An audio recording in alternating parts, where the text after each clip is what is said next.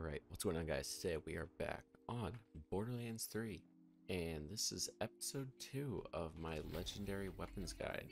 And today we have the Barrage, where you get from the droughts on Pandora from Truffle Munch, which you have to do a mission. I think it's called Skag Dog Days, so I believe it's called, and that's where you can farm this weapon. Now this weapon is a dull AR, that's glitched.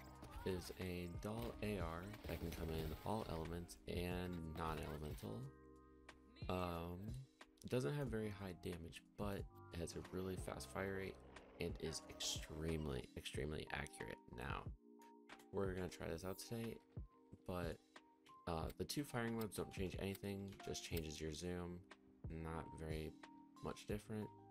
I just grabbed this radiation one because so far it's been the best one I could find. And yeah, so we're gonna run into this now.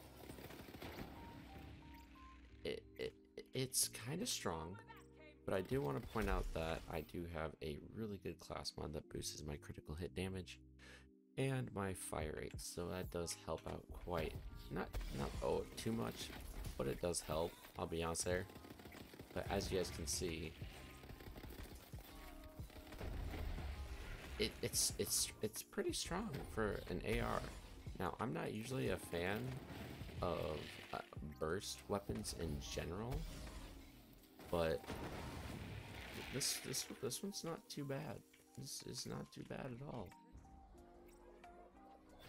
Now, the kill stack anointment is pretty helpful, I'm not gonna lie, but even so, I could grab this thing non-anointed and still mess things up because that first kill still matters.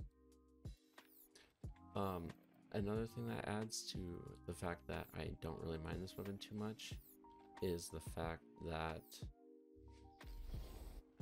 the burst is really short. That really fast fire rate helps a lot. I'm also going to switch over to face cast here real quick just to show that it's not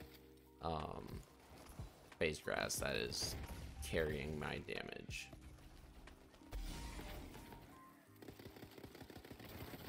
I do like being able to hit my crits really easily though, so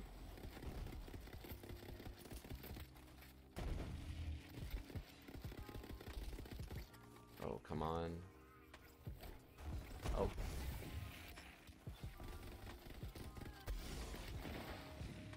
you're dead.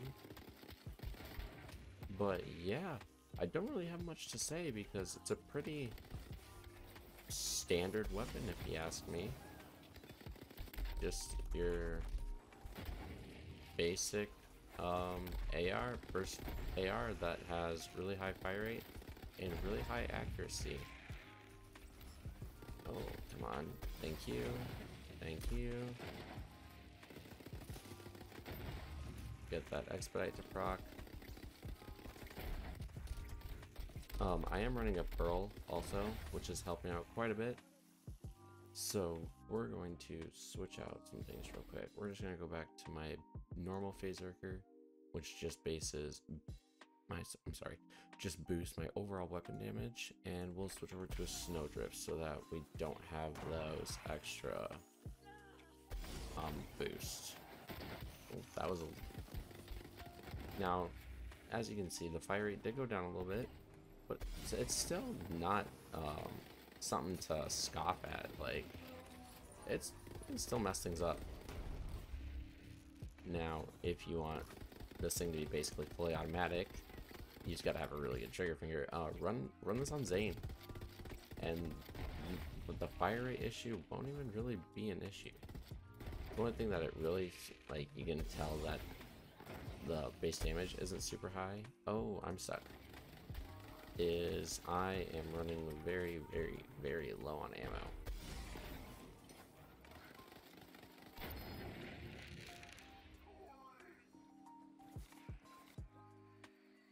Alright, so now that we're back, now that we're in the next area, what I meant by running low on ammo, I meant more like I was already halfway through my ammo. So that is kind of shocking, just because I can usually go through pretty far in any area, whether it be Mallow on takedown or whatever, without going through with until I go through half of my ammo, excuse me.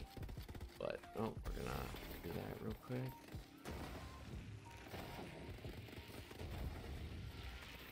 Oh, I should mention that I am running the what is the Revolter Shield, which will also boost my fire rate on top of what's already being boosted. Now, this is not a bossing weapon. Clearly not a bossing weapon. This is strictly for mobbing.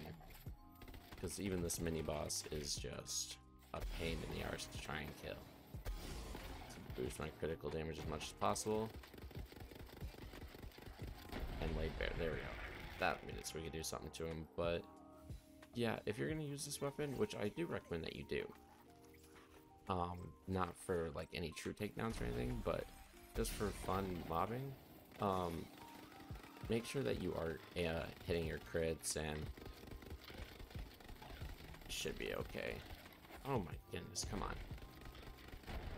I'm also not the best at showing off weapons, but like I said, your Zane with insane weapon damage and fire rate, this gun is like a lot better.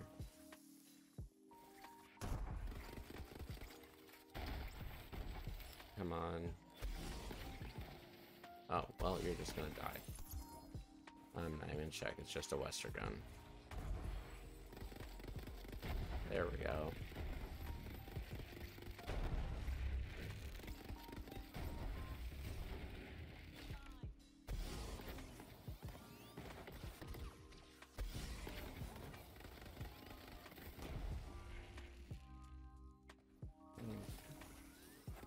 Hey.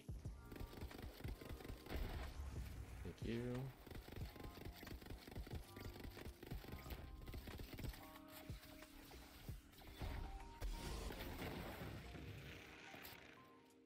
But yeah, I think I'm gonna call the video there.